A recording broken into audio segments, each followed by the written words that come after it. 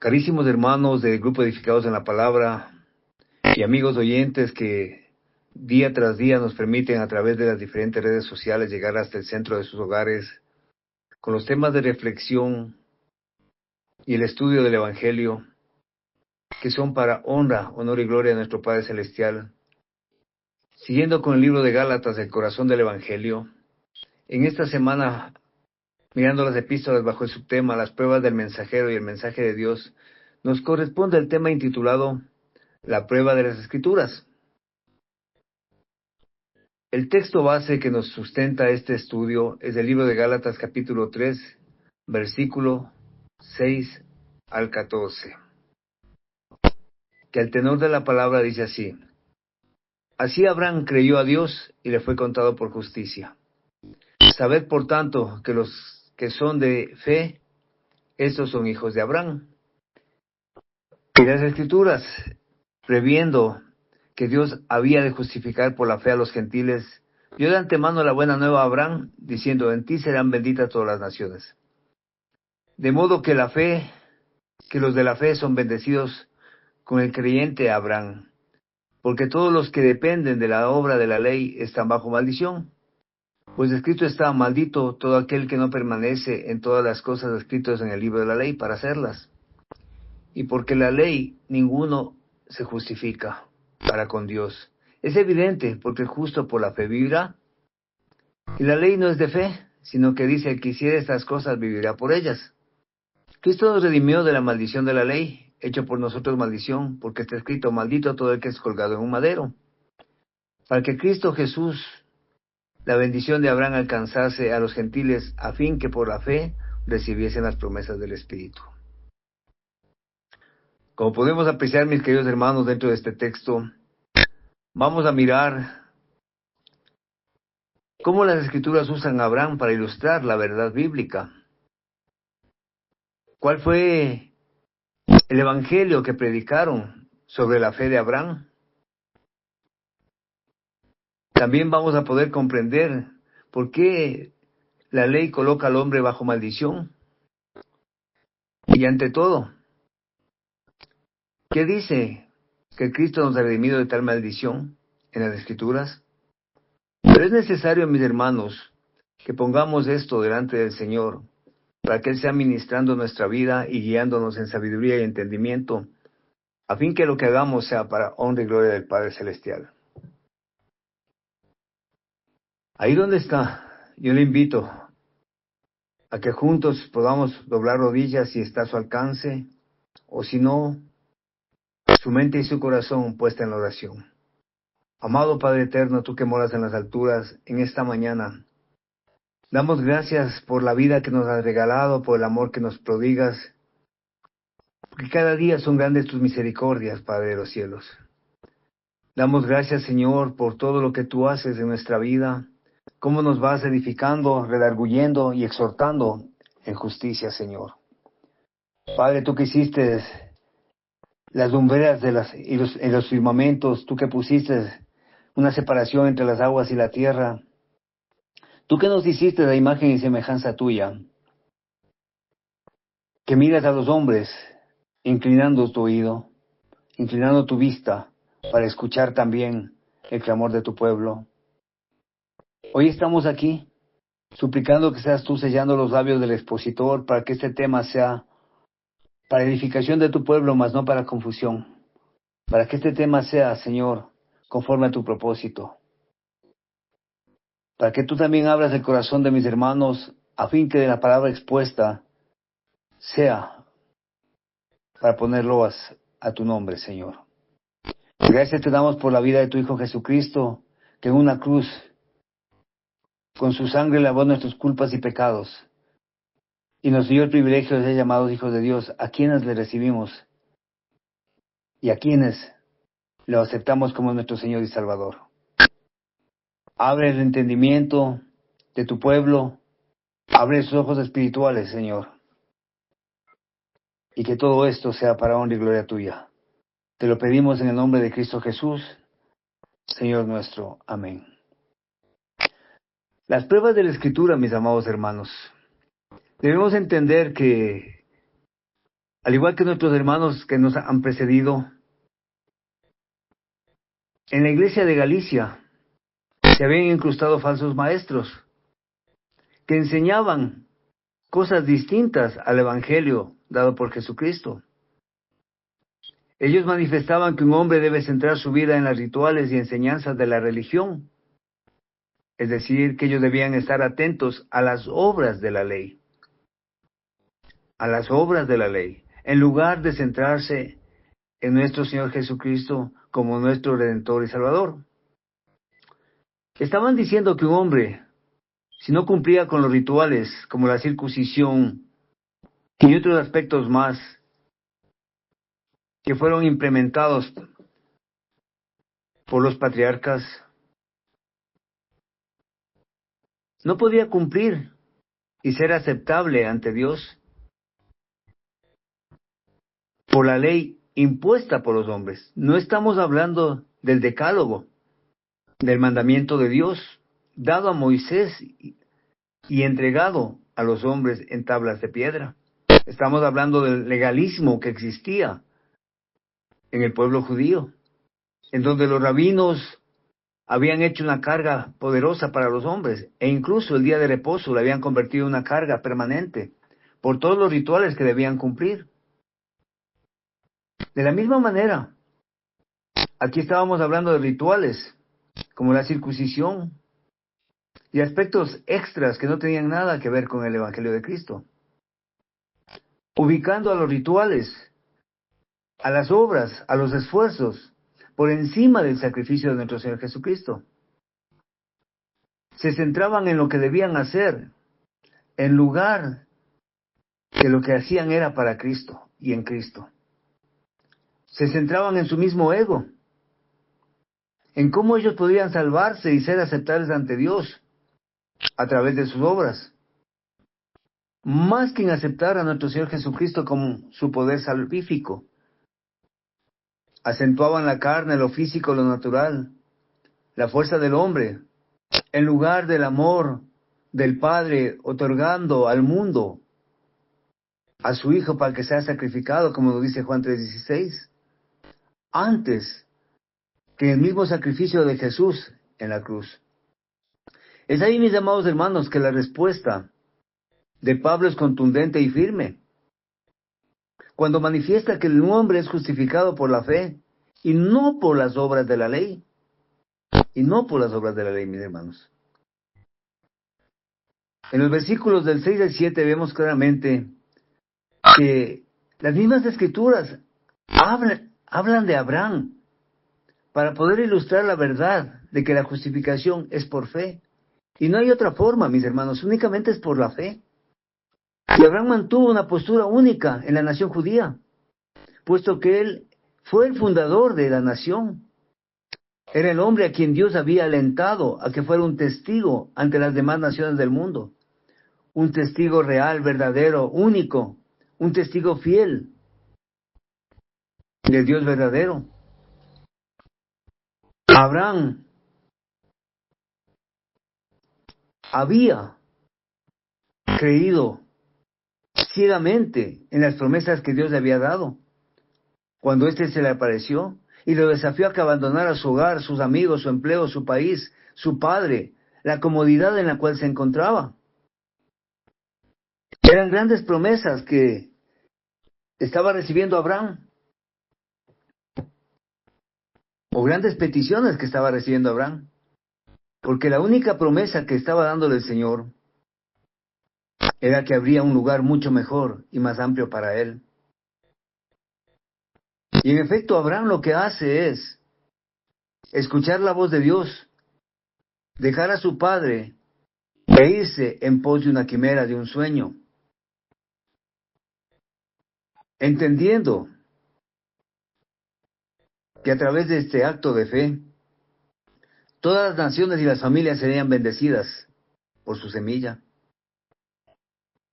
Y esto lo podemos ver a lo largo del libro de Génesis, capítulo 13, capítulo 15, 17, 19.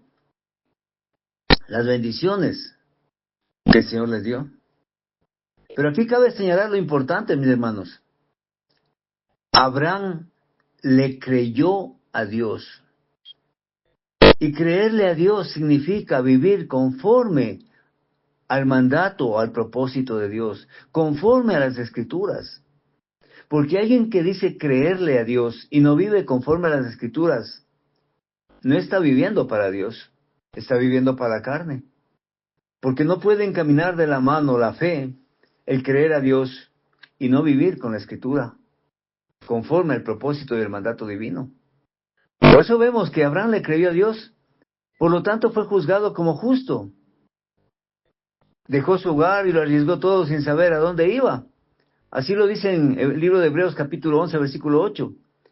Confió en Dios por completo e incuestionablemente y tomó la palabra de Dios. No fue el hecho de que Abraham cumpliera la ley lo que satisfizo a Dios. De hecho, la ley todavía no estaba entregada a Moisés. No estaba entregada a Moisés. Sin embargo, esta ley existía desde el inicio de la creación. Lo que complació a Dios y lo que hizo justificar a Abraham fue que le había hecho lo que Dios le había pedido. Abraham simplemente creyó en la promesa del Dios vivo, a cual él adoraba. Le creyó a Dios que él le daría un nuevo estilo de vida, que le daría una nueva nación, un nuevo pueblo. En eso creyó Abraham. En esas cosas, mis amados hermanos. Por eso, si vemos la promesa, analizando, las Escrituras predicaron el Evangelio a Abraham en Gálatas 3:8, que Dios había prometido a Abraham un hijo terrenal y una gran nación terrenal, pero detrás de la promesa de Dios residía algo más que un cumplimiento terrenal humano. El hijo de Abraham, Isaac, era un tipo de la verdadera simiente que vendría, y la nación que era un tipo de la nación verdadera que iba a nacer. Por lo tanto, mis hermanos, Pablo nos da por lo menos dos evidencias de la tipología. Primero, la palabra simiente es singular, no plural. Y eso lo vemos también en Gálatas 3:16. La promesa de Dios no apunta a una gran multitud, sino a una sola persona. Esa persona es nuestro Señor Jesucristo. Y Jesucristo es el cumplimiento de la promesa hecha a Abraham. Y la nación prometida es la nueva nación de creyentes que Dios está creando para heredar los nuevos cielos y la nueva tierra. Segundo, los principales eventos de la vida de Isaac son paralelos a la vida de Cristo. En primer lugar, Isaac nació milagrosamente, como lo podemos ver en Génesis 15, versículos 2 y 3, en Romanos 4, 18 al 22. En segundo lugar, Isaac ofreció en sacrificio.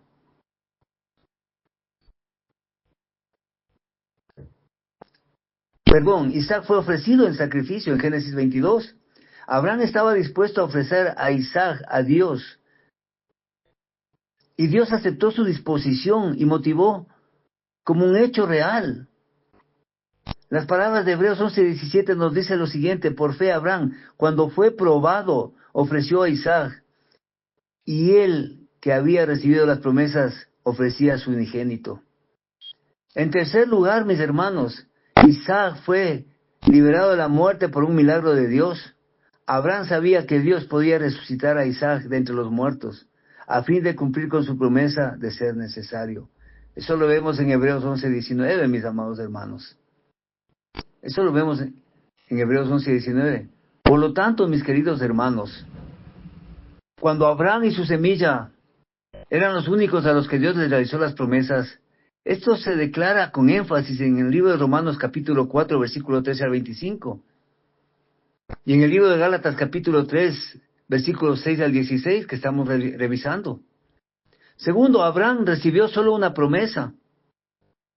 No se dio ninguna otra información. Dios no identificó el país, ni le dijo a Abraham dónde tenía que ir, ni tampoco Dios le dijo a Abraham cuándo su esposa Sara engendraría la semilla, el hijo varón que habría de nacer, a partir de la cual nacería la nación prometida.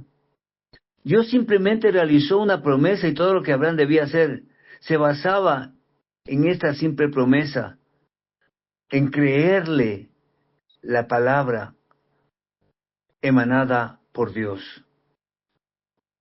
Tercero, Dios hacía una sola condición asociada a la promesa. Abraham debía de creerle a Dios. No estaban involucradas ningún tipo de obras. Era simplemente la fe, un compromiso verbal. Cuarto, Abraham le creyó a Dios. Así lo vemos en Génesis capítulo 12, versículo 4 y 5.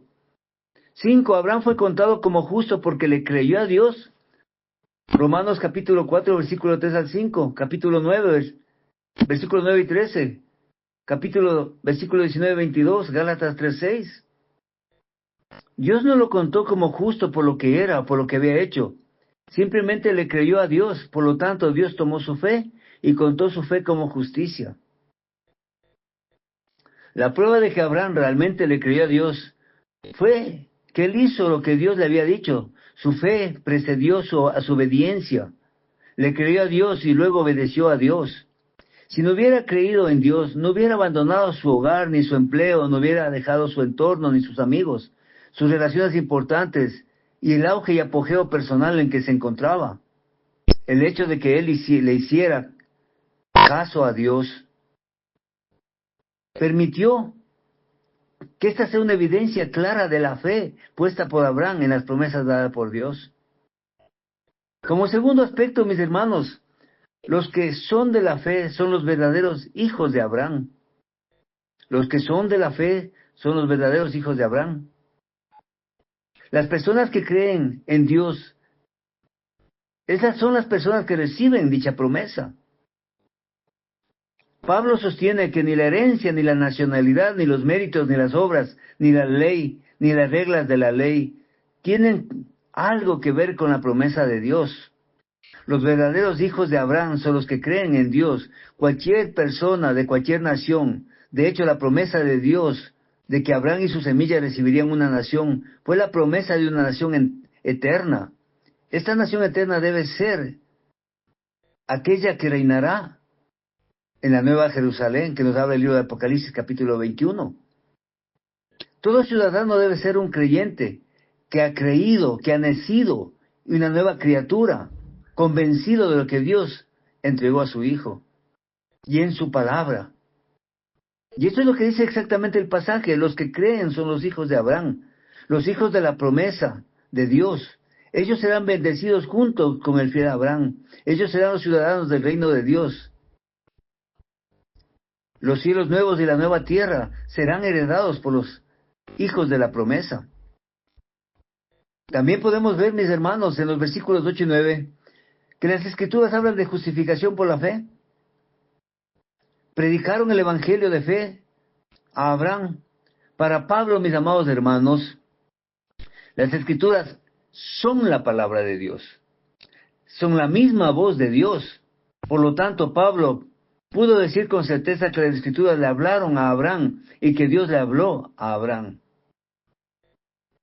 Las Escrituras declararon el evangelio de fe mucho antes de que viniera Cristo. Durante la época de los patriarcas, mis hermanos, podemos ver diferentes aspectos de la fe y de la proclamación de Jesucristo. Es ahí que podemos comprender que las mismas Escrituras declaran el evangelio a Abraham, como se afirma en la nota anterior. Dios le dijo a Abraham que él lo aceptaría y lo bendeciría si Abraham creía, es decir, si lo amaba y le seguía, si él cumplía la promesa de Dios. Pero ¿cuál era la promesa? Era muy sencilla, no era una promesa de cosas grandes o maravillosas. Era una promesa espiritual, que en ti serán benditas todas las naciones. En ti serán benditas todas las naciones. Esa fue la promesa, mis hermanos, para el pueblo de Dios. Es la promesa para nosotros. Lastimosamente hoy en día el mundo busca las promesas de Dios a través de las añadiduras físicas y no de las espirituales. Por eso reiteramos que Abraham le creía a Dios porque vivía conforme al mandamiento de Dios. Eso es creerle. Lo demás es medias tintas que queda a la mitad. Por eso Abraham se separa del mundo, se entrega por completo a una vida piadosa, a una vida de servicio. para dar testimonio con su vida de lo que Dios está transformando su corazón. Por eso es que Dios lo acepta como justo y lo cuenta como tal. Mis amados hermanos edificados en la palabra y amigos oyentes, los que son de la fe son juzgados como justos, al igual que Abraham. Somos justificados por creerle a Dios. Y Abraham le creyó, tomó esa creencia y lo afirmó en su corazón, y eso le permitió a él ser contado como justo. ¿Cuántos de nosotros podemos decir que somos contados como justos por la fe? Por la fe en nuestro Señor Jesucristo. Pero aquí cabe una reflexión, una pregunta en nuestro corazón.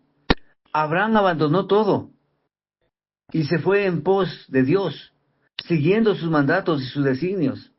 ¿Cuántos de nosotros decimos abrazar la fe verdadera, la fe de la justicia de Jesucristo, y sin embargo no hemos soltado las cosas del mundo y continuamos arraigados nuestro corazón en el mundo antiguo que vivíamos antes de conocer a Jesús? ¿Cuántos no hemos soltado todavía aquellas cosas que no nos permitían vivir conforme a la promesa? Abraham le creyó a Dios. Nosotros le creemos a Dios. Hemos aceptado a Jesucristo. Pero ¿estamos viviendo conforme a la promesa? Conforme al mandato de Dios. Porque eso es creerle a Dios. Vivir conforme a sus mandamientos.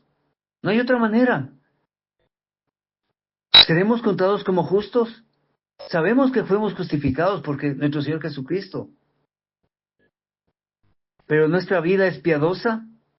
Nuestra vida da honra al Padre, da honra al Hijo. Nuestra vida da un testimonio real de aquel quien murió en la cruz por nosotros. Si bien es cierto, no fueron las obras de Abraham, sino la fe que tomó Dios, lo que le hizo contar por justo. De la misma manera, no son nuestras obras, sino la fe. Pero también debemos tener en cuenta, mis hermanos, que al final de nuestra vida, cuando venga nuestro Señor Jesucristo, también será abierto el libro de las obras. Y seremos juzgados por ellas. Por las obras de justicia o por las obras de la carne. Mis amados hermanos edificados, amigos oyentes, debemos comprender que Dios es perfecto, es justo, y ningún hombre podrá lograr jamás la perfección. Y por lo tanto, ninguno de nosotros podría vivir ante la presencia de Dios. Sin embargo, Él en su amor infinito nos ayuda para que el hombre tome la fe en Jesucristo para ser salvo. Y ese mero hecho, ese gesto, Él considera que es de justicia y perfección. Y por lo tanto un hombre puede vivir en la presencia de Dios por fe. Y en Juan 1:12 nos dice la palabra de Dios: y aquellos que le recibieron, en su nombre les fue dada la potestad de ser llamados hijos de Dios. Porque fuimos justificados por fe. Mas sin embargo, mis hermanos, no debemos olvidar lo que nos dice Mateo capítulo 7, versículo 22-23. Muchos me dirán en aquel día: Señor, Señor, ¿no profetizábamos en tu nombre, y en tu nombre echábamos fuera demonios, y en tu nombre hicimos muchos milagros? Y entonces le declararé: nunca os conocí, apartaos de mí, hacedores de maldad. Cuán valiosa e importante es la fe, pero cuán valiosa e importante también es nuestro testimonio y la forma como estamos nosotros sirviendo al Señor, y cómo estamos usando esa justificación.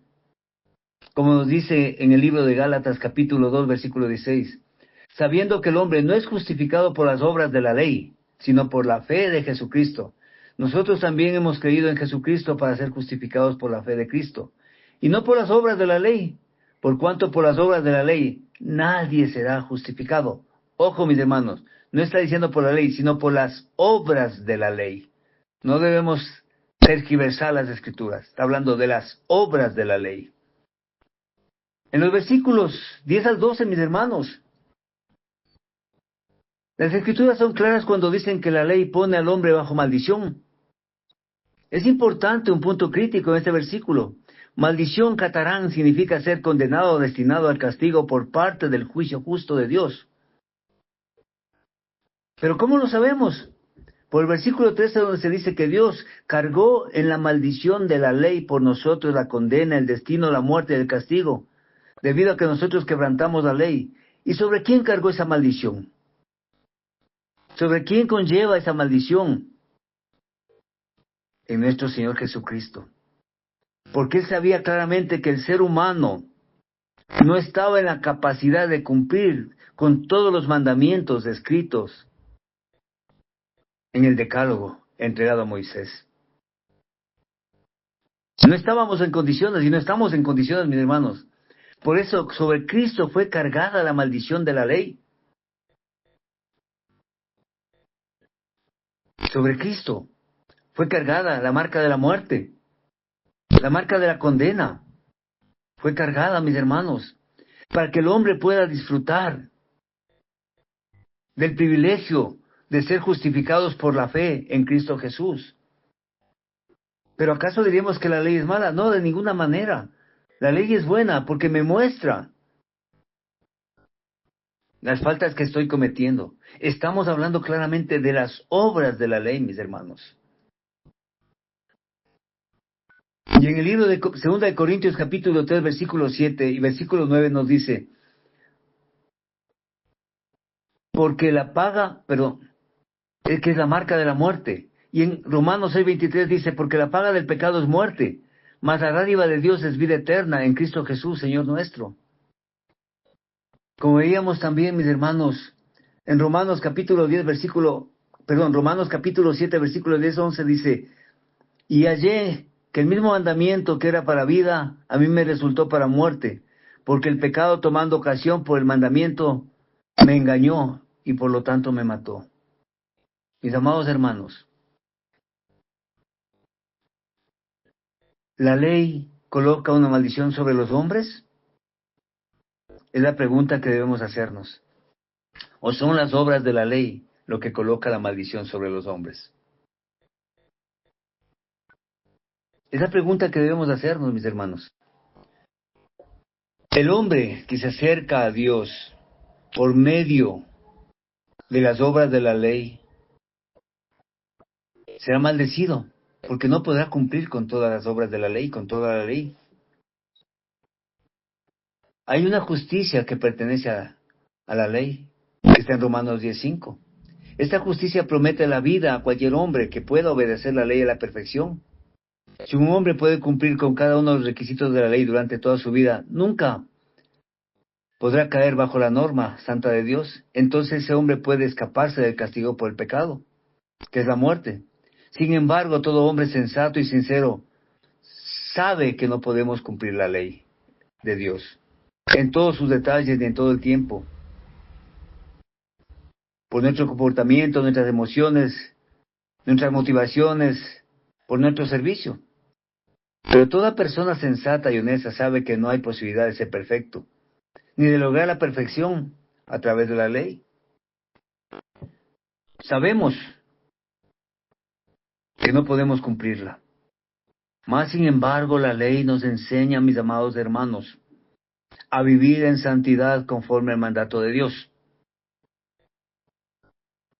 A vivir conforme al propósito de Dios.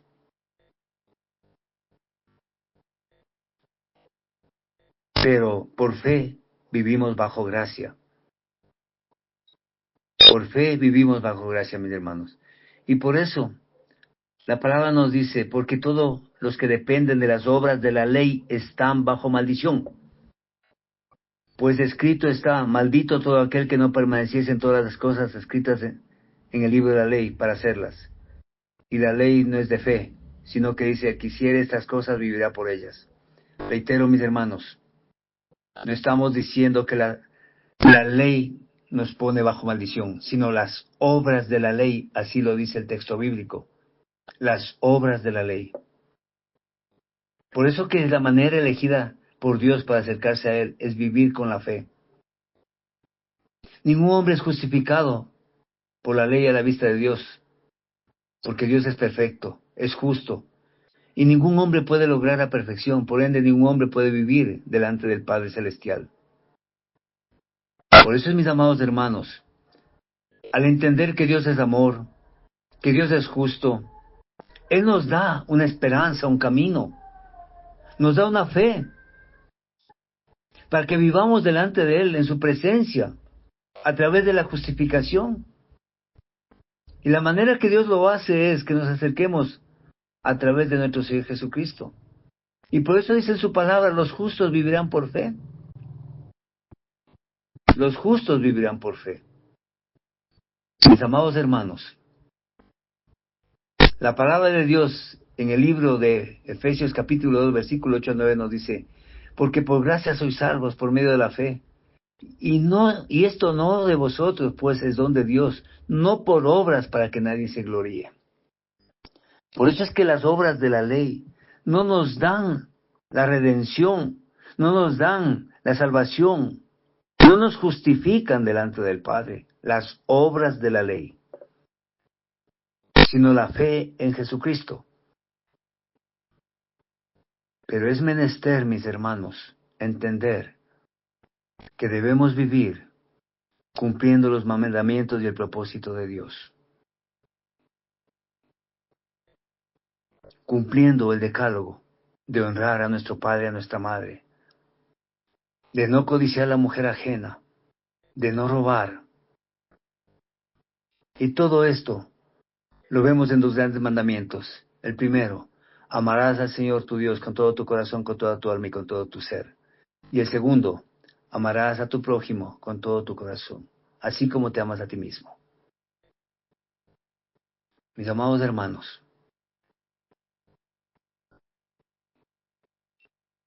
debemos comprender claramente, a la luz del entendimiento, lo que Dios quiere para nosotros. Que la ley fue el guardián, es el guardián que nos conduce a ver la necesidad de Cristo en nuestro corazón. Es el ayo, es el maestro, es la guía que nos hace ver nuestro pecado.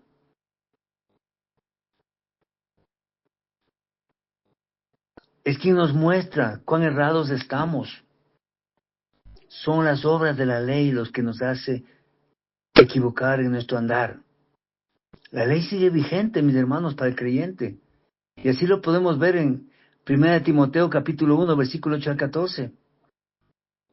Permanece vigente para condenar y conducir al incrédulo a ver su necesidad de Dios. Porque como hombres no fuimos siempre transgresores, mis hermanos. Como hombres debemos entender que necesitamos ser justificados por la fe. Por eso dice la palabra, mas el justo por fe vivirá. ¿Quién puede vivir por la fe? Solo los justos, mis hermanos. Pero ¿cuáles son las reglas del justo? La ley de Dios. Esas son las reglas del justo. Que eso lo vemos en el libro de Éxodo capítulo 20, versículo 1 al 17. La ley de Dios, reitero, sigue vigente para el creyente. Para el Hijo de Dios, sigue vigente. Y reitero el texto bíblico, 1 Timoteo capítulo 1, versículo 8 al 14. Porque a través de la ley de Dios vemos cuál es nuestra condición miserable de pecadores. A través de la ley vemos la necesidad de que nosotros no podemos ser justificados por la obra de la ley, por las obras de la ley. Que únicamente, como nos dice en el versículo 13 y 14, somos justificados por la muerte y redención de Jesús. Porque las Escrituras declaran y dicen que Cristo nos redimió de la maldición de la ley. Redimió nos exoneran, significa volver a comprar, a rescatar. Y Cristo ha vuelto a comprar al hombre y lo rescató de la maldición, de las obras de la ley. El hecho de que el hombre ha roto, ha quebrantado la ley es incuestionable. Nadie de nosotros en su sano juicio puede decir que ha vivido conforme a la ley o que no que ha cumplido la ley completamente. Sería un absurdo decirlo, mis hermanos. Lo único que es verdadero y claro es que Jesucristo nos redimió. ¿Pero de qué manera, mis hermanos? Fue convertido en una maldición para nosotros. Dicho en forma sencilla, Jesucristo tomó nuestras condenas, nuestro destino, nuestra muerte y castigo y los cargó sobre sí mismo. Ocupó nuestro lugar como violadores de la ley, como culpables ante Dios, y cargó con el castigo que debía sufrir el que quebranta la ley. Pero ¿cómo fue eso posible? Porque Jesucristo había obedecido y cumplido con la ley de Dios a la perfección. Nunca quebrantó la ley, ni siquiera una sola vez. Él era sin pecado y perfecto en todo. Había asegurado la justicia ideal y la perfección ante Dios. Por lo tanto, jamás podemos decir que Él fue pecador. No cargó con ninguna culpa, ni con la marca de la muerte. Jesús tenía el derecho de estar frente a Dios y reclamar vida eterna, el derecho de ser aceptado por Dios y nunca experimentar la muerte. Él era perfecto. Había garantizado la justicia incorruptible. También esto fue posible porque Dios es amor. El glorioso evangelio es que en lugar de reclamar el derecho a vivir en la presencia de Dios, Cristo resolvió dar su perfección y justicia a las personas de la tierra y tomar sus pecados sobre sí. Estaba resuelto y dispuesto a cambiar su justicia ideal por la injusticia del hombre, a cambiar su vida ideal por la vida pecaminosa de nosotros los hombres. Jesucristo se sustituyó a sí mismo, a su vida perfecta, por la vida pecaminosa del hombre. Su obediencia a Dios por la desobediencia del hombre. Cargó con el pecado y el castigo del hombre para que el hombre pueda permanecer justo y perfecto ante Dios. Jesucristo cargó con la maldición de la ley por nosotros. Mis amados hermanos, en Deuteronomio, capítulo 21, versículo 23, en el Antiguo Testamento dice, porque maldito por Dios es el colgado. Esto no significa que un hombre es maldecido porque es ejecutado en un árbol, sino que un hombre que es ejecutado en un árbol está allí porque ha sido maldecido habiendo sido juzgado como violador de la ley. Jesucristo fue un violador de la ley tomando el lugar de nosotros los transgresores. Por lo tanto fue maldecido, condenado a morir como pecador ilegal y desobediente. El propósito para que Jesucristo cargara con la maldición de la ley era abrir la puerta de la bendición a todos los hombres. A Cristo cargando la maldición de la ley era la manera en que Dios cumplía su promesa a Abraham, que todas las naciones serían bendecidas en él. Cristo cargando con la maldición de la ley es también la forma en que Dios otorga las promesas realizadas a Abraham y al mundo actual. Todo hombre que cree en Jesucristo y que vive conforme al mandato del Señor, comprende que Cristo cargó con la maldición por nosotros. Y somos aceptos a Dios. Y somos receptores de las bendiciones de la tierra prometida para toda la eternidad, conforme a las promesas dadas. El hombre que cree que Dios recibe la promesa del Espíritu de Dios, sabe que tiene la esperanza puesta en Cristo. Sabe que cuando aceptó a nuestro Señor Jesucristo, le fue dado una promesa divina de ser llamado Hijo de Dios, de ser una nueva criatura en Cristo Jesús. De modo que si alguno está en Cristo, nueva criatura es. Las cosas viejas pasaron, he aquí todas son hechas nuevas. 2 Corintios 5:17. Mis amados hermanos, la palabra nos enseña y nos exhorta que las obras de la ley no justifican al hombre. Las obras de la ley no conceden gracia al hombre. Mas, sin embargo, también la palabra nos exhorta en Colosenses 3:10, que dice, y revestido de nuevo, el cual conforme a la imagen del que le creó, se va renovando hasta el conocimiento pleno. Es decir, en la imagen de nuestro Señor Jesucristo. Carísimos hermanos, la palabra es clara cuando se manifiesta en cada uno de nosotros para enseñarnos la prueba de que un hombre es justificado por la fe únicamente y no por las obras de la ley. Y la Escritura ha dado testimonio de todo esto, sin que conlleve esto a confusión, que quede bien claro en nuestro corazón, que quede bien claro en nuestro corazón, mis amados hermanos. La justificación en cada uno de nosotros la da nuestro Señor Jesucristo.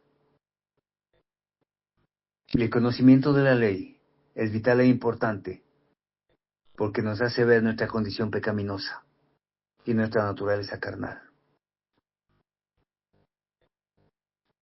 Jesucristo nos liberó de la maldición de las obras de la ley, porque quiere que vivamos una vida piadosa, porque Él entiende que si hoy no estamos viviendo por gracia, es porque no hemos comprendido el Evangelio para salvación y vida eterna. La ley nos muestra el pecado. La ley nos enseña nuestras falencias. La ley nos enseña que nada puede justificar al hombre delante de Dios, mientras que la gracia y la fe nos permite aceptar a Jesús y su sacrificio en la cruz para alcanzar las promesas dadas a Abraham, que en ti serán benditas todas las naciones de la tierra, y vivir bajo su gracia y bajo su amor, sabiendo que porque de tal manera amó Dios al mundo, que ha dado su Hijo al unigénito, para que todo aquel que en él crea no se pierda y tenga vida eterna. Y esa es la gracia por la cual hemos sido redimidos delante de Dios. Y damos gracias al Padre por el regalo de vida que nos dio. Damos gracias al Padre por la ley, que es el guardián que conduce al hombre a conocer a Cristo. Es el ayo piadoso que nos muestra en que estamos equivocados. Que el Señor sea bendiciendo su santa palabra. Desde Quito, Ecuador, su hermano en Cristo, Edwin Balseca Jaramillo. Esto es para la honra, honor y gloria de Jehová de los ejércitos. Paz a vosotros.